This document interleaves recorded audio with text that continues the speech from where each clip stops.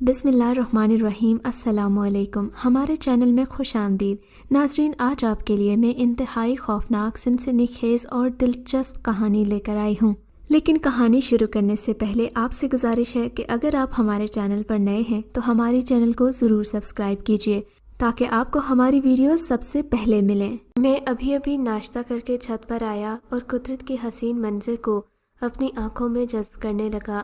میں نے گھوم کر ادھر ادھر کا جائزہ لیا تو اس وقت پورا گاؤں ہلکی ہلکی دھند سے ڈھکا ہوا تھا۔ ابھی بھی ہلکی ہلکی بوندا باندی جاری تھی اور ساتھ ساتھ سورج کی دل فریب کرنیں بادلوں کے ٹکڑوں کو چیرتے ہوئے زمین کو منور کر رہی تھیں۔ ایک جگہ زمین سے آسمان تک سترنگی دھنک اس حسین منظر کو مزید خوبصورت بنا رہی تھی۔ دھنک کے ساتھ رنگ بے انتہا خوبصورت دکھائی دے رہے تھے۔ دور کھیتوں کے درمیان سے گزرتی ہوئی نہر کا پانی سورج کی روشنی پڑنے سے ہیرے کی طرح چمک رہا تھا۔ مجھ سے رہا نہیں گیا اور بے اختیار میرے قدم نہر کی جانب اٹھنے لگے۔ میں سہانے موسم کو انجوائے کرتے ہوئے نہر کی جانب رواں دواں ہو گیا۔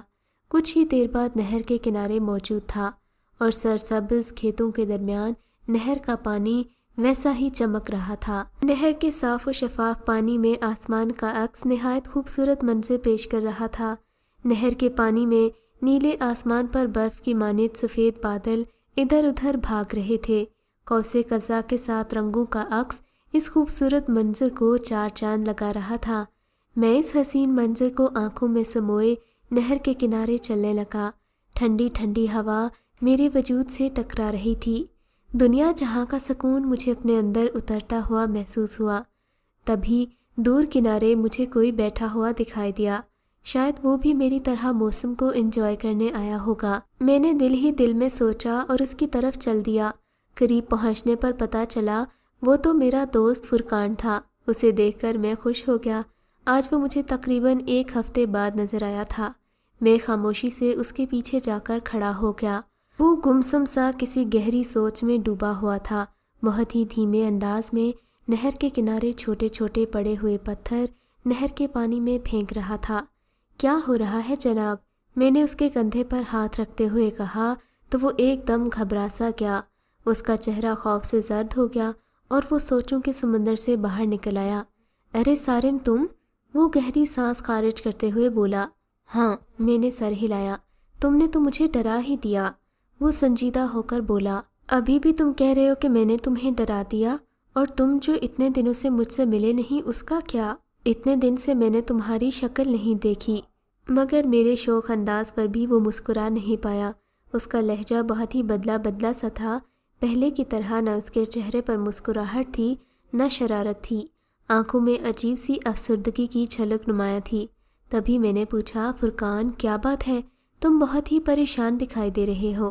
نہیں یار، کوئی بات نہیں، وہ مصنوعی مسکراہٹ چہرے پر سجاتے ہوئے بولا۔ مگر یار، آج سے پہلے میں نے تمہیں اتنا پریشان کبھی نہیں دیکھا۔ تمہارا چہرہ اور لہجہ بتا رہا ہے کہ کوئی ایسی بات ضرور ہے جو تمہیں پریشان کر رہی ہے۔ میں نے اس کے کندھے پر ہاتھ رکھتے ہوئے کہا، یار سارم، ایسی کوئی بات نہیں۔ وہ نظریں چراتے ہوئے بولا، نہیں، مجھے پتا ہے کہ کوئی بات ضرور ہے جو تم مجھ سے چھپا رہے ہو۔ دیکھو، میں تمہارا سب سے بیسٹ فرینڈ ہوں۔ میں جانتا ہوں کہ تم مجھ سے کوئی بات نہیں چھپاتے۔ آخر کبھی نہ کبھی تمہیں بتانا تو پڑے گا، لہٰذا اچھا تو یہی ہے کہ تم مجھے ابھی بتا دو، ورنہ بعد میں تمہیں میری گالیاں بھی سننے کو ملیں گی۔ یار سارم، تم تو جانتے ہی ہو۔ گویا اس نے ہار مان لی اور اپنی بات بتانے لگا۔ تم جانتے ہو کہ میں رات کو آفس سے لیٹ گھر آتا ہوں۔ ایک رات دفتر میں کام کر رہا تھا تو دیر ہو گئی۔ رات کو اپنی کار میں گھر آ رہا تھا کہ ویران راستے میں مجھے چاند کی روشنی میں کوئی کھڑا ہوا دکھائی دیا۔ قریب پہنچنے پر پتہ چلا کہ وہ ایک نوجوان لڑکی ہے۔ اس نے اپنا چہرہ نقاب میں چھپایا ہوا تھا اور اس نے ہاتھ کے اشارے سے مجھے گاڑی روکنے کو کہا۔ میرے دل میں خیال آیا کہ نوجوان لڑکی کا آدھی رات کو اس ویرانے میں کیا کام ہے؟ کہیں یہ کوئی چڑیل تو نہیں جس کے بارے میں لوگوں نے کہانیاں بنا رکھی ہیں؟ اس راستے میں خوفناک چڑیلوں کا بسیرا ہے۔ یہ سوچ کر میرے جسم میں خوف کی لہر دوڑ گئی۔ پر آج کل کے زمانے میں چڑیلوں اور بھوتوں کا وجود نہیں ہے۔ یہ تو چاہے لوگوں کی بنائی ہوئی کہانیاں ہیں، وہ بھی جھوٹی۔ کہیں یہ مجبور لڑکی نہ ہو، یہ سوچ کر میں نے گاڑی روک دی۔ صاحب میرا گھر تھوڑا ہی دور ہے، کیا آپ مجھے لفٹ دے سکتے ہیں؟ وہ گاڑی کے شیشے سے جھانکتے ہوئے بولی۔ اس کے چہرے پر نقاب تھا، صرف اس کی آنکھیں دکھائی دے رہی تھیں۔ اس کی آنکھیں بے انتہا خوبصورت تھیں، بالکل ایک نشہ تھا اس کی آنکھوں میں، جھیل جیسی گہری نیلی آنکھیں، جیسے میں کھو ہی گیا تھا۔ دنیا جہاں سے بے خبر میں اس کی آنکھوں میں دیکھ رہا تھا۔ اس کی آنکھیں نقاب میں ایسے دکھائی دیتی تھیں جیسے 14ویں کا چاند سیاہ بادلوں سے جھانک رہا ہو۔ کیا مجھے لفٹ مل سکتی ہے؟ وہ دوبارہ بولی۔ ہاں ہاں کیوں نہیں، میں نے چونکتے ہوئے کہا۔ دوبارہ وہ گاڑی کا پچھلا شیشہ کھول کر گاڑی میں بیٹھ گئی۔ کہاں جانا ہے آپ کو؟ میں نے گاڑی آگے بڑھاتے ہوئے کہا۔ بس تھوڑی ہی دور جانا ہے صاحب، میں نے جہاں اترنا ہوگا آپ کو بتا دوں گی، وہ آہستہ سے بولی۔ کیا میں پوچھ سکتا ہوں کہ آپ کون ہیں اور اتنی رات کو اس ویرانے میں کیا کر رہی تھیں؟ آج کل کے حالات بھی ٹھیک نہیں ہیں، اس طرح اکیلی لڑکی کو اتنی رات تک باہر نہیں رہنا چاہیے۔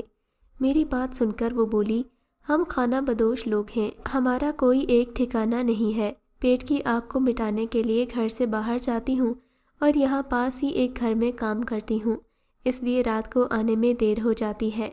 دور سے آپ کی گاڑی کی لائٹس دیکھیں تو آپ سے لفٹ مانگی۔ اس کی بات سن کر میں نے سر ہلایا۔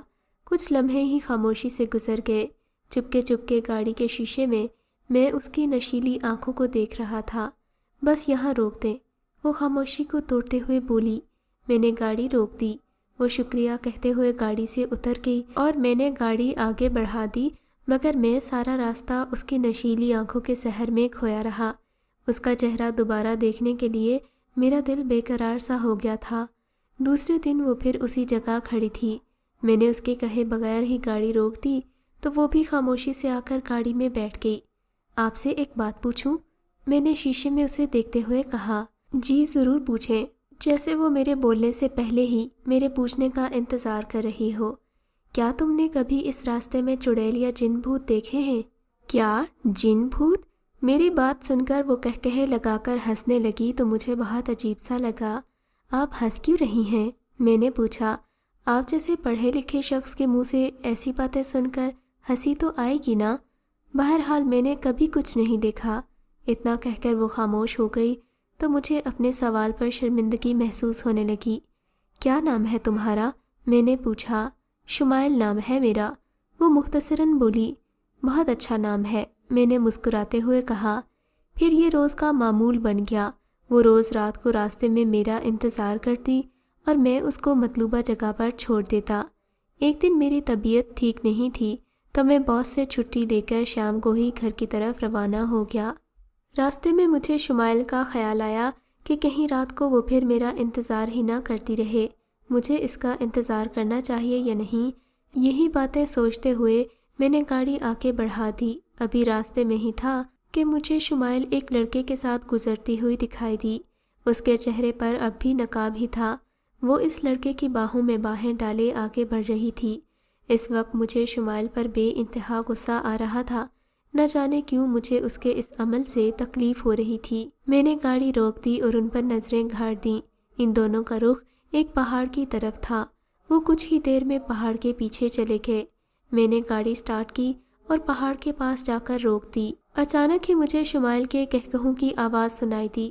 میں غصے کے عالم میں اٹھا اور گاڑی کا فرنٹ کھول کر باہر آ گیا۔ اچانک ہی میری نظر زمین پر پڑی تو میں چونک گیا۔ رات بارش کی وجہ سے زمین گیلی تھی، جس کی وجہ سے وہاں پاؤں کے نشان نمایاں نظر آ رہے تھے۔ قدموں کے نشان مجھے کشمکش میں ڈال رہے تھے۔ 2 پاؤں کے نشان تو بالکل ٹھیک تھے، مگر پاؤں کے 2 نشان الٹے بھی دکھائی دے رہے تھے۔ یہ بات میرے لیے بہت حیران کن تھی۔ میری چھٹی حس مجھے خطرے کا احساس دلا رہی تھی۔ مجھے معلوم ہو گیا تھا کہ کچھ گڑبڑ ہے۔ یہی سوچ کر میں نے قدم پہاڑ کی طرف بڑھا دیے۔ میں چھپ کر جا رہا تھا اور میری آنکھوں نے ایک حیران کن منظر دیکھا۔ شمائل اس لڑکے کے بہت قریب بیٹھی ہوئی تھی۔ جانے من اب تو اپنے چہرے سے نقاب ہٹا دو، وہ لڑکا محبت بھرے لہجے میں شمائل سے کہہ رہا تھا۔ جانے من مجھے دیکھنے کے بعد تم یہاں سے جا نہیں سکو گے، اس لیے میرے چہرے پر نقاب رہنے ہی دو۔ لڑکے نے اصرار کیا تو شمائل نے ہاتھ بڑھا کر نقاب اتار دیا۔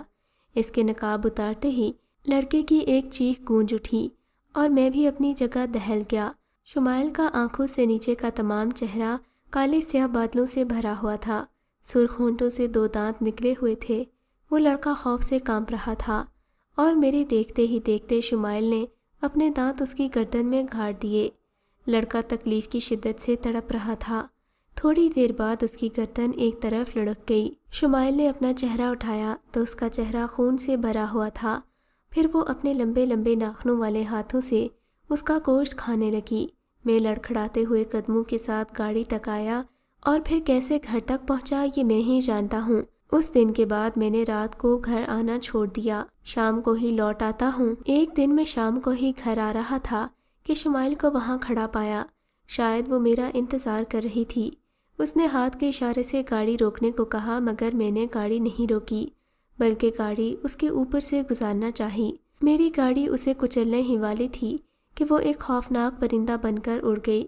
میں خوف سے کانپ رہا تھا مگر میں نے گاڑی پھر بھی نہیں روکی۔ اچانک ہی وہ میری گاڑی کی چھت کے اوپر آ کر بیٹھ گئی۔ فرقان، تم نے میرے ساتھ دشمنی کر کے اچھا نہیں کیا۔ اس کی خوفناک آواز مجھے سنائی دی اور پھر وہ اڑتے ہوئے پہاڑ کے پیچھے غائب ہو گئی۔ اس دن کے بعد سے میں نے اس راستے سے آنا ہی چھوڑ دیا۔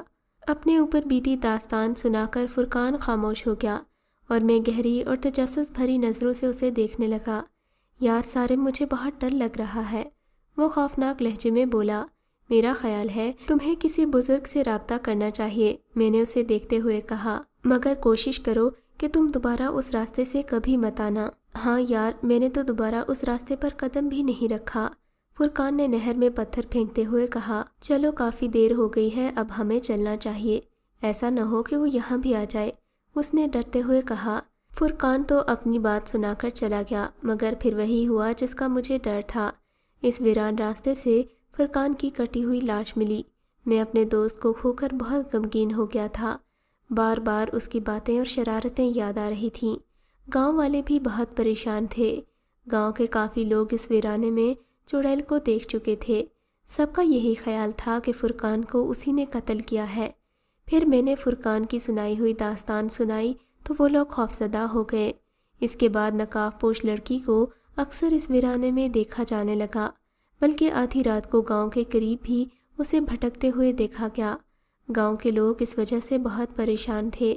قصہ مختصر یہ کہ گاؤں والوں نے ایک عامل بابا کو بلایا جس نے رات کو چلا کر کے اس چڑیل کو ختم کر دیا، اور جس دن عامل بابا نے چلا کیا تھا اس دن بہت خوفناک چیخیں پوری رات گاؤں میں گونجتی رہیں، مگر اس کے بعد کسی نے اس نقاب پوش لڑکی کو اس ویرانے میں نہیں دیکھا، نہ ہی وہ گاؤں کے آس پاس بھٹکتی ہوئی دکھائی دی۔ ویورز، چڑیلوں کے بارے میں جتنی داستانیں میں نے سنی ہیں، میری سمجھ میں یہی آیا ہے کہ چڑیلیں انسانوں کا شکار اس لیے کرتی ہیں کہ وہ ان کا خون پی سکیں۔ اگر وہ خون کی پیاسی ہوتی ہیں تو پھر وہ جانوروں کا خون کیوں نہیں پیتی؟ کیونکہ جانوروں کا شکار کرنا تو انسانوں سے زیادہ آسان ہوتا ہے۔ اس بارے میں آپ کی کیا رائے ہے؟ ہمیں کامنٹ سیکشن میں ضرور بتائیے گا۔ آپ سے ملاقات ہوگی اگلی ویڈیو میں، تب تک کے لیے اللہ حافظ۔ اگر آپ کو یہ کہانی اچھی لگی ہے تو اس ویڈیو کو لائک کیجیے اور اس طرح کی مزید ویڈیوز دیکھنے کے لیے ہمارے چینل کو سبسکرائب کیجیے۔ اور ہاں، اگر آپ کی کسی دوست، رشتہ دار یا بہن کے ساتھ خدا نہ کرے ایسا کوئی واقعہ پیش آیا ہے تو ہمیں کامنٹ سیکشن میں اس کے بارے میں ضرور بتائیے۔